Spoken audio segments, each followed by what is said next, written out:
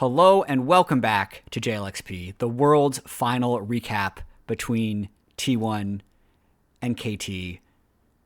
The series delivered in a way that I didn't expect, which seems silly to say that I didn't expect T1 to win again in the way that they always do after falling down 1-2 in the series to then win games 4 and 5 in dramatic fashion, or that I didn't expect T1 to beat KT again in a Telecom War final and also beat them 3-2, like has happened so many times in the past. But the ride was just incredibly enjoyable. I'm going to be breaking down as much of it as I can in this podcast. I'm going to go through all 5 of the drafts. I have a clip or 2 from each game that I'm going to go over. But first off, I just want to start with the big narrative reactions that I have and some of the legacy stuff that I think is in play. For the timestamp enjoyers, if you want to go straight to the analysis, just click on the timestamps for when I start doing draft game by game. But, I mean, what are the odds that this series happens this way again? T1 moving to 7-1 at Worlds when they're down 1-2 in a series is just insane. So the complete list now is in 2013, they came back against Najin down 1-2 to win. 2016 Rock semifinals, 2017 Misfits quarterfinals, and RNG in the 2017 semifinals. The only time they've lost one down 1-2 was to G2 in 2019. And then this modern T1 now has come back from down 1-2 against BLG in finals last year, against AL in quarters this year, and again against KT in finals here. So an unbelievably high clutch factor for this owner, Faker, Guma, Keria core from this T1 team gives them yet another final. And then for KT fans, it just adds to the list. It just adds to the list. And I'm only even going to talk about the recent list. This finals, last year to qualify for Worlds, also a Game 5 banger when they lost to T1, who then went on to win the world title that year as well. In 2023, when KT did make Worlds, they selected to play T1, lost in 5 games in the upper bracket, then lost in 5 games to the losers in the lower bracket. And then, of course, the 2013 ZVZ Faker versus Ryu original Telecom War still getting replayed in the world's final tees. T1 wins Game 5 once again with Faker. Incredible. One thing that stood out to me in this series was during the Game 5 draft, and I love this, how much the players were smiling. I saw BDD smiling. I saw Keria smiling. I saw Faker smiling after a one-team fight in Game 4. And I love that because I feel like in so many world finals, because these players put so much into the game, there's this feeling that they must win, and they get absolutely devastated when they lose. And we've seen this even from the T1 players when Faker lost in 2017, tears going down his face as he's looking back at the Summoners Cup. We saw Keria, after losing to DRX in Game 5 in 2022, collapsed on the desk because he wanted it so badly, and failure was so feared and felt so bad. But I really just felt like both these teams were competing at such a high level, and the competition is what was bringing them joy, which just made me feel really wholesome watching it, that these are the 2 best teams in the world competing for legacy, earning it, and it actually just feels like they're loving every moment of it while still playing at an insanely high level. Which brings me to the legacy of this T1 roster. And this is something that I hadn't fully considered until they completed the three-peat, because I know kind of before this year, when T1 won their 4th and 5th World Championship, it was so much about Faker and him being the greatest player of all time.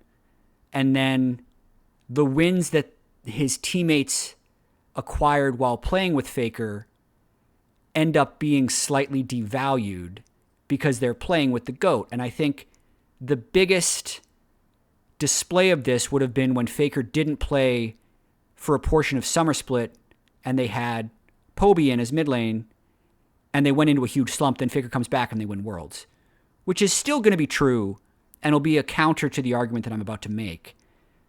But I feel like League is a really interesting game where we want to assign superstars to individuals like Faker in the same way that we would give it to Michael Jordan or Messi or Ronaldo or Gretzky.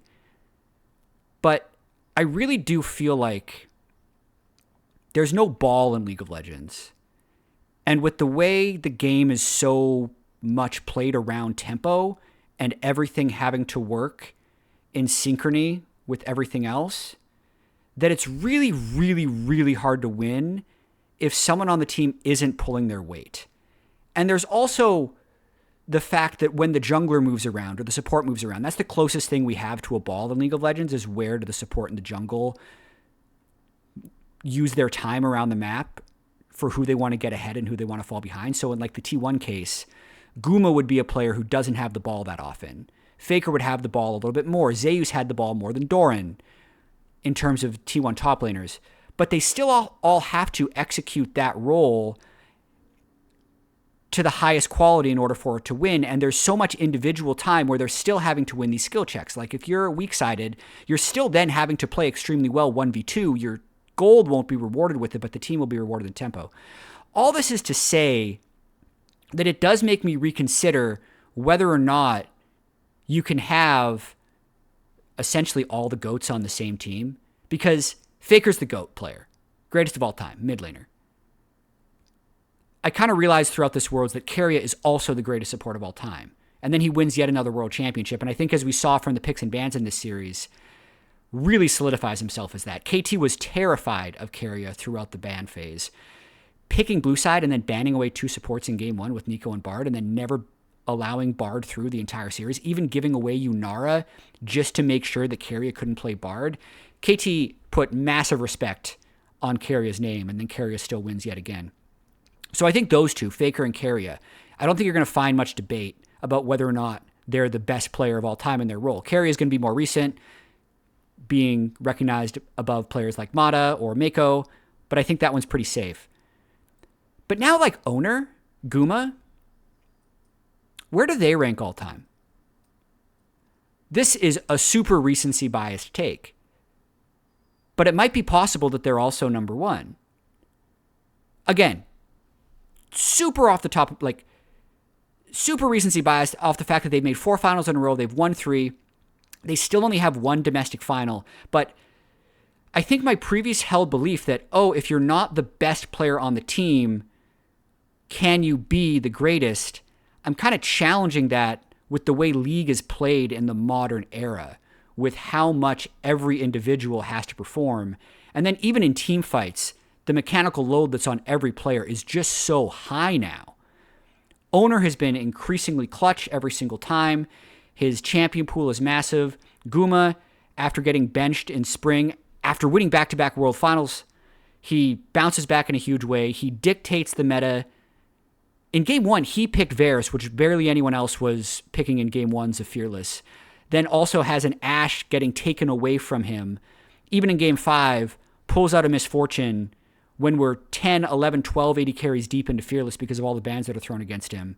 Still has an insane game, wins player of the series. The Guma one's the craziest one to me because you're thinking, okay, Uzi, Ruler, those would be the names that you usually think of as the greatest AD carriers of all time. I need to revisit this when I've had more time to think about it and let it marinate and see how the results end up playing out in the future. But this T1 team is so much more than Faker's legacy, even though he's easily the front man, the most recognizable, the player that everybody respects, the shot calling god who always knows when team fights are going to be won or lost. When I talked with Huni 2 years ago, he said that was his biggest defining quality. That was all the way back in 2017, is Faker was always the first to say and communicate clearly if a fight was winning or losing. And in these really, really high pressure situations, that's just such an invaluable skill. But the legacies of these players are insane. And I haven't even touched on Doran, who I don't think played amazing today. He had some really good moments, especially even though it was the start of the series. His Ambessa team fighting in Game 1. Incredibly crucial, being able to pull T1 back in that game. Even if his Game 5, he made a few whoopsies, he was still one of the main reasons they were able to win. The Camille getting ahead of the York in Game 5 is the win condition. You need it to happen. If the York beats Doran's Camille in that game, T1 doesn't win the World Championship, which I'm going to be getting into as I go through the drafts of each game. And then I'm also going to talk about this T1 roster going forward. But I want to get into the games. I've spent 10 minutes just yapping about Legacy. I need to get some actual breakdown happening. Drafts. Okay. I thought Game 1 draft in this series showed how both teams were just ridiculously well prepared. Banning Bard, Nico, Yunara, blue side does make me question a little bit why you're taking blue side if you're going to just throw all your bans into Keria, since you're then kind of committing to needing to do this the entire series. But it's just very clear game plans. They're saying, we want to make sure that Keria doesn't beat us, and everyone's been banning Yunara. I'd mistakenly said on the previous podcast that KT hadn't blue side banned Yunara. I had misread the pick and bans from Leaguepedia, but essentially only one game throughout all of World's knockout stage going into the series, only one game was Yunara left through picks and bans. So KT didn't want to have to first pick that with Wukong up because Wukong is actually good at Yunara, so they banned it again.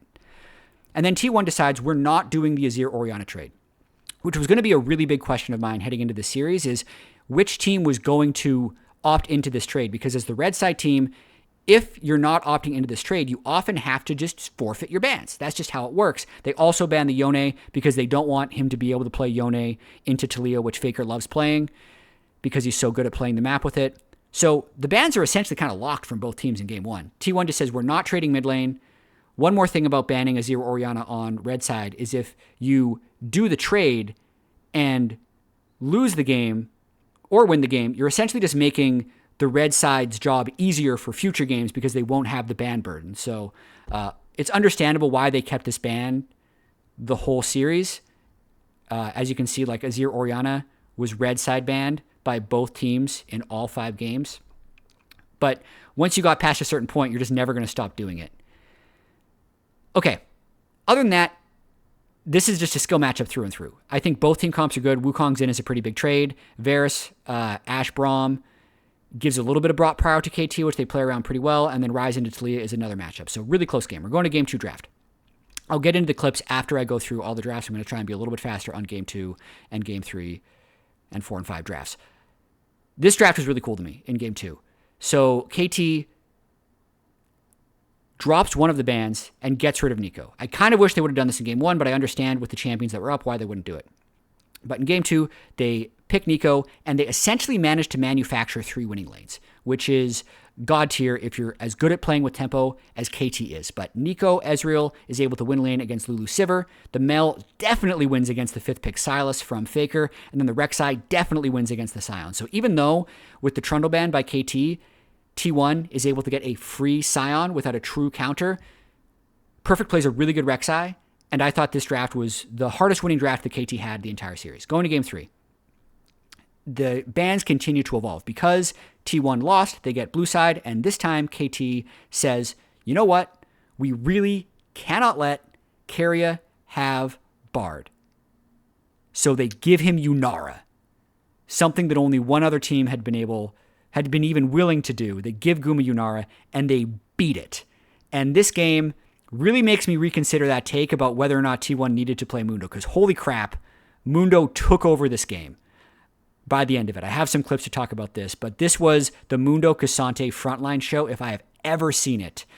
And KT pushes T1 to the brink after that draft. Game 4 and 5 Fearless are always pretty crazy because of how many champions are gone, but I just thought that these comps looked pretty normal in games 4 and 5, which really just goes to show how deep the KT and the T1 champion pools became throughout the World Championship. Because Kalista Renata Nocturne versus Trundle Caitlyn Cassio is a little strange, but still pretty standard. And then this Anivia ended up being so insanely good, which I'll show in some of the clips. But I thought the Anivia almost solo won this game outside of Owner getting every single smite fight. Or rather, actually, Cuz not winning every single smite fight, because sometimes the Kalista would get it, sometimes the Gragas would get it, other times the Nocturne would get it. But every Drake, every 50-50 went the way of T1, which does speak to them being a little blessed, because maybe they actually lose that game and we don't even get this game 5 if that happens. And then game 5, this draft, It's risky from both teams, I think. So KT has Ziggs as their first pick. Their top laner's Yorick. They go Sejuani jungle, Smolder mid, Nautilus support. And then T1 goes all in dive. Execution burden on them, which for a team as clutch as T1 makes sense. For any other team, I'd be a lot more sweaty picking this, but they'd go Pantheon jungle, Galio mid, Camille top. Still one of the few Camille picks the entire tournament. They get the MF on the 4-5 after Kai'Sa and Jhin are banned away by KT, and then they just decide to throw Keria on hard engage Leona at the end to match the Nautilus, the classic support matchup. But they get it done. So, here's how the games, I basically picked moments from each game that I thought were most important. And in this game one, it's definitely the third Drake fight that's most important. Up until this point in game one, I thought KT was playing so exceptionally sharp. They got the first blood onto owner Xin because they had bought Prio, made a really nice move into river, got the Braum CC onto the Xin, all into him. They were never really allowing anyone on T1 to breathe. And then sometimes it also just comes down to the fighting because KT, I think, had done everything right up until this moment, but they get a little bit indecisive around this Drake and don't synchronize their engage as well as T1 does. Really crucial, what you just saw on the screen was Perfect needing to flash away from Faker's seismic shove before the fight even starts. This is huge because if they are trying to do a snap engage, you need that rumble to be able to flash in with overheating flame spitter. Otherwise, it doesn't work.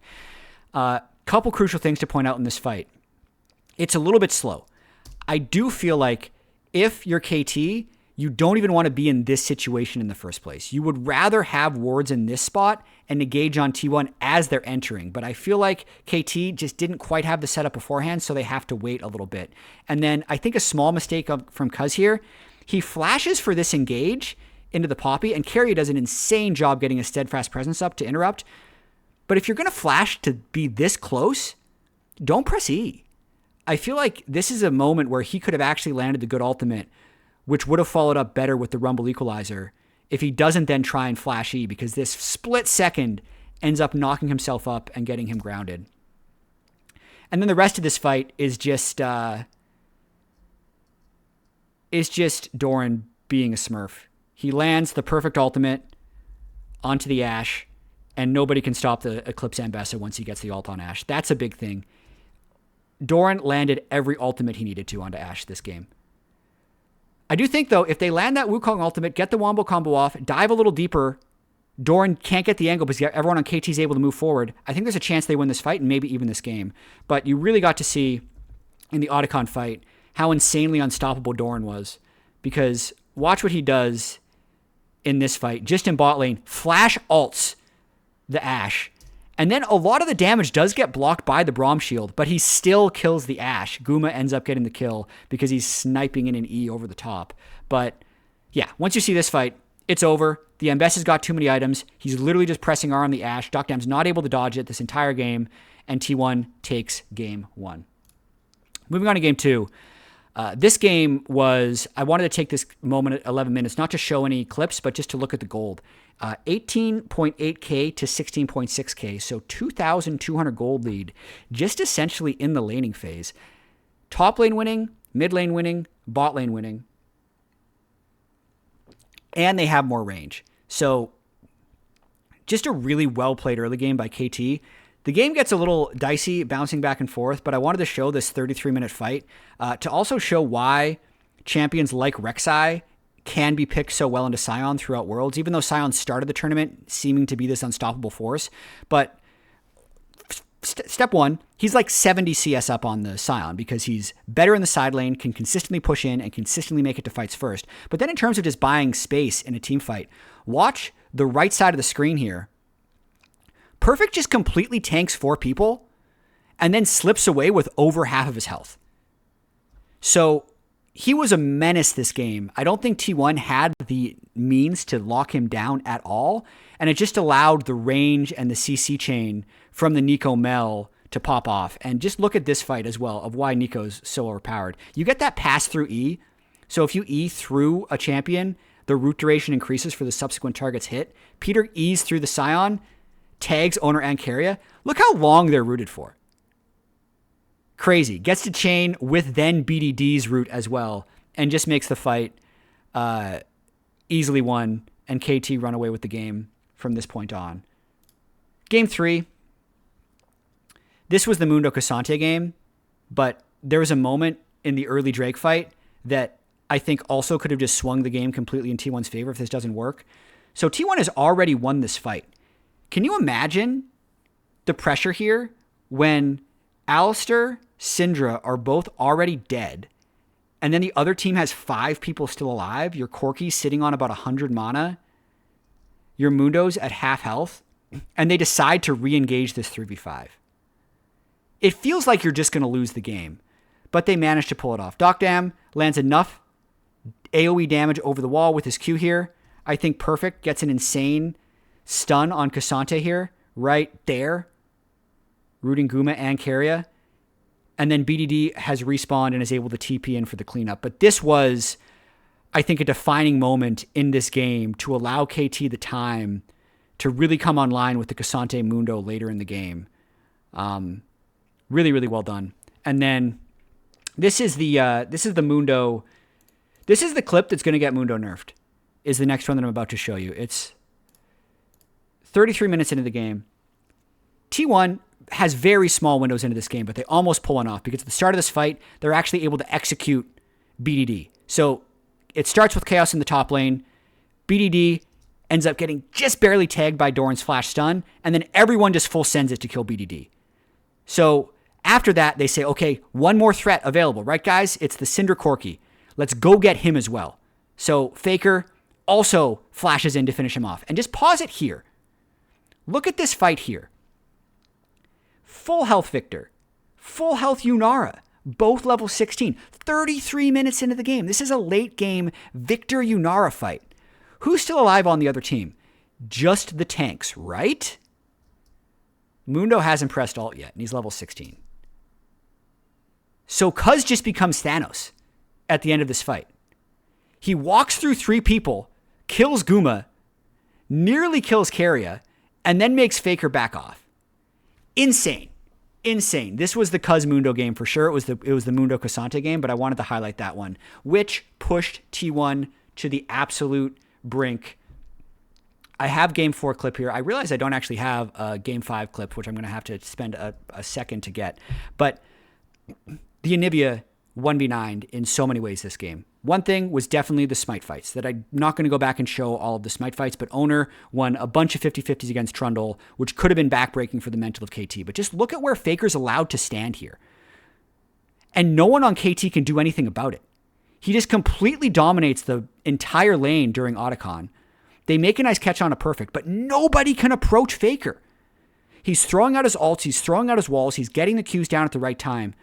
There's another wall. There's another stun onto Cuz. He's just 1v9ing this fight, and they can never get him with his phase rush and his flash being up this whole time. It's such an insane Anivia game by Faker. So this moment happened, and then this Drake fight after, where Faker ends up doing 8,000 damage on the Anivia. Look at what he does again. Just watch Faker down at the bottom of the screen in this fight. He has to flash the Mordekaiser E, but then everyone's walking through his R. They're slowed by his wall. Nocturne blacks it out. It stalls them for a little bit. But he's just destroying the Caitlyn. He's destroying everyone. Has to respect the Mordekaiser who's coming out of ultimate again, but then stuns him. No one can chase through this area because they're just going to get walled anyway. Then it's like, okay, Faker, he's got a recall. He's coming back in. They just could not deal with Faker's Anivia this game. Such an insanely clutch pick and more impressive play with how he really played on the limits with the phase rush Anivia. They get the soul. The game is essentially cooked from there. Needed to go to game 5. And I really wanted to show how tragic this game was from Doran's side. Or sorry, not from Doran's side, from Perfect's side. This entire team composition, this is how this game 5 needs to work. It's a scaling team composition with the Zig Smolder. It's really difficult to ever break that 4-man unit. you really need the Yorick to be strong in side lanes because he needs to be the one splitting while the other 4 people are getting stuff done.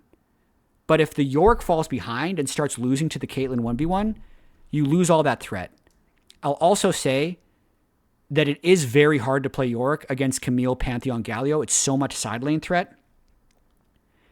And if you fall even a little bit far behind, your game's going to be over. I think potentially KT had a slight bit of Game 5 nerves here, especially for Perfect, because it's a very smart gank by Owner's Pantheon. Notice where the Pantheon is in the clip. He clears all 3 of his topside camps and then decides to run straight top. So this is a very gambly gank by Owner. I really think if Perfect wasn't in Game 5 and he was in Game 1, River is warded. I think if your jungler's pathing away from you and you're in such a volatile matchup, you're going to spend your trinket ward a little bit early and get a ward in that river bush. Perfect forgets to do it. Doesn't see this gank coming from Owner. Doesn't back off in time. Dies to first blood. It gets worse. 5 minutes in. Perfect needs to get this wave in. Cuz goes for the gank on a Doran. Doesn't work. Doran had flash. I think KT was worried that if they both shove this wave in, they're going to share too much experience and Doran will just have such a better level 6 timing to zone Perfect. But I also think you have to get this wave in. Cuz leaves. Doesn't get the wave in. Owner shows up after Cuz has left because Perfect stuck around to get the wave in. Otherwise he gets frozen on and loses it. Dies again. And loses flash. Once that happens, there's no coming back. 8 minutes, 47 seconds. Again, just trying to get the wave in, man. There's nothing you can do. Faker moves. Camille has ult now. This is going to happen all day. All day once you fall behind. But if this matchup goes more neutrally, if he doesn't die to that gank, maybe they turn a gank around and he has more than a cull and a health crystal at 9 minutes. We've seen plenty of Yorick games where if they can get Trinity Force first, sometimes they're 1v2ing these with Maiden. That's what KT had in mind when they picked the Yorick. It just didn't work. They fell so far behind. I need to show one more. 15 minutes. Just another one. Just tragic. It's too easy. It's too easy for T1. So there's other clips in this game where BDD ends up getting really fed. I think the 4-man unit worked amazingly. But if they have no ability to draw anybody else away with this Yorick, and this super weak Yorick has to go into team fights, eventually, also the fact that Camille, Pantheon, Galio got so much gold off of killing the Yorick puts them over the edge to actually kill Doc Dam and BDD in these team fights with the dive composition that they need to. And T1 wins game 5. But I really think it all hinged on these early Yorick ganks that T1 pulled off amazingly. So there's the review of the game. What a World Series, man. I got some final thoughts on KT because I think they really deserve to be here. And I think the series that they played proves that they didn't really fluke into their Gen G win. I think they were just a great team at this tournament. They had really good draft prep the entire time. I think their meta read proved to be strong. They frequently drafted for bot prio. They played super well around it. I think BDD was just playing at an exceptional level. All worlds, all finals as well. And I feel like they never felt like they didn't know what they were doing with the team composition. They were always playing towards their win conditions. And more importantly, their macro and team play was so incredibly crisp. It was showing against Gen G. It showed against T1.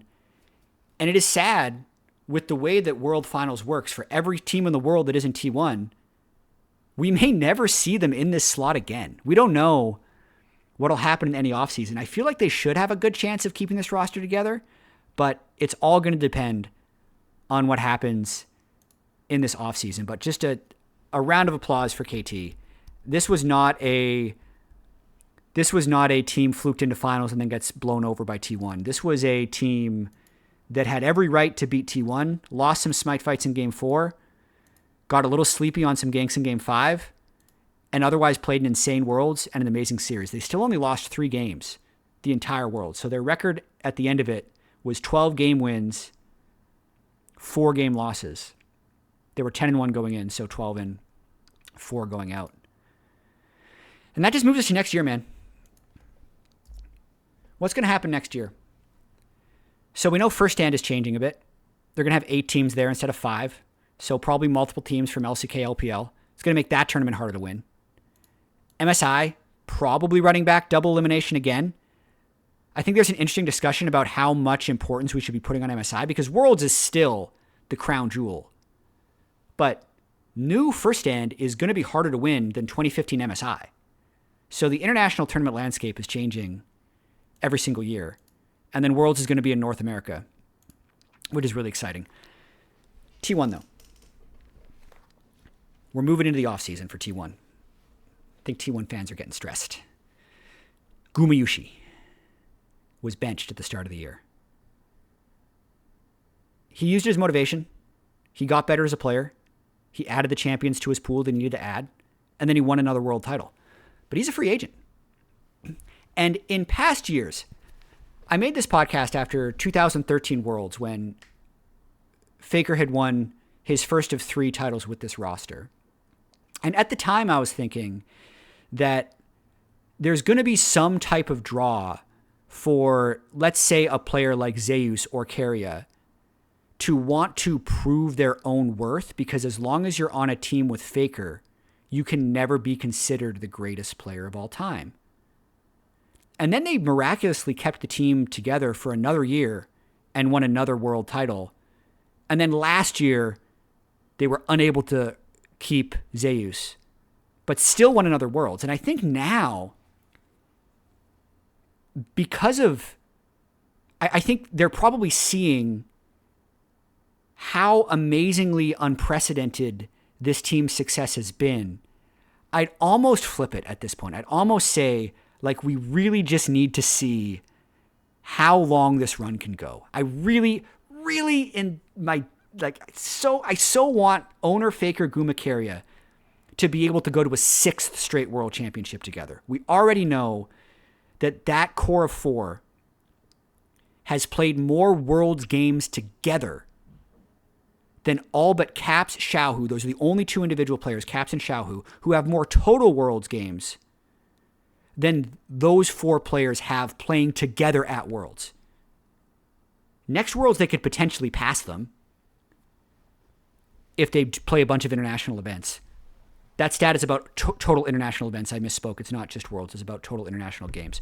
But it's still incredible. And I think with Faker, I think with Keria this Worlds, getting the recognition of being the greatest support of all time, I think it proves that you can be on a team with Faker and still be considered the greatest of all time in your role.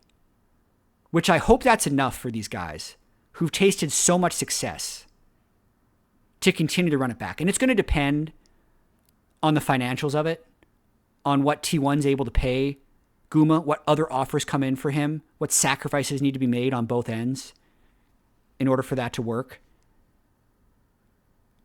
But it's just, we have never seen anything like this, and we may never see anything like this again. So I want to see how long this can go. And as soon as they lose at Worlds, fine, blow it up, break it up, go on with your life. But this area of their life is so special that they've been able to be a part of this team that I want to see it continue for as long as possible. So that's it. 2025 Worlds is over. T1 wins again. I appreciate all of you for being along for the ride. And if you're still listening to this podcast and I have your attention, I'm going to spend a few minutes talking about the LCS because we're back next year and there's some off-season news, okay? Inspired signed. He's staying in North America. He's on Lion. So, I'm sorry, we just did Super World stuff. I need to get this LCS stuff in. I'm probably going to do my own podcast about it, but if you're stuck around, we're doing this. Very quick. I'm excited about the LCS. So, Inspired staying in NA but going to Lion is so interesting to me because that is going to be the least North American LCS team I've ever seen. Lion already, originally a LATAM org. Still are. They have Saint, Korean mid laner. Inspired plays for himself. He doesn't count as an import slot, but no matter where this guy's going, he's showing no loyalty to any league. He's just saying he wants to be whoever pays him the most money while also still having a good roster, and that's going to be this team. LS was saying he knows what the roster is and that it's awesome. I saw some rumors that it might be Smash. Who knows? There's probably some offseason stuff that needs to get sorted for that to happen. They could potentially get Impact for the top lane, and then I don't know who's on support, but if Inspired's going to sign there, he's got some level of promise of what the rest of that roster is going to be, and they're going to be one of the best teams in the league. We also have Team Liquid, who, as far as we know, has Quid, Yon, Core JJ, and we don't know top jungle. If there was some way they could get Riverman, if there was some way that he could delay his military service and play again for this team, that would be cracked. I'd love to see that. So TL's going to be good. Lion's going to be good. C9 lost Loki. Loki left the team to go back to Korea for personal reasons. They were going to be a contender. I don't know where Sven is. Some people say he's going to SK, but maybe Berserker comes back? I'm not sure. I have no idea what's happening, but C9 is always good. I know they've had a couple down years, winning in regular season, not winning in playoffs. They're always good. So those are the three big contenders. Then we also have Shopify replacing Palafox, who was a top 2 or 3 team the majority of the year, with Palafox underperforming. So if they get a quality mid, a lot of mid laners need to be filled, but if they get a high quality mid, they could also be contending. So really looking forward to what happens in the LCS next year. Going to try and do some podcasts about it after this. Please subscribe for those. But on another note, I am also sad that Worlds is over. It's been a really nice routine, waking up, reviewing these games in the morning, putting together thoughts, and then sharing them with the supportive community that we have here on the JLXP channel. So I will see you again in the future. I'm happy that the channel is able to be revived, and I'm going to hopefully not let it die for a while.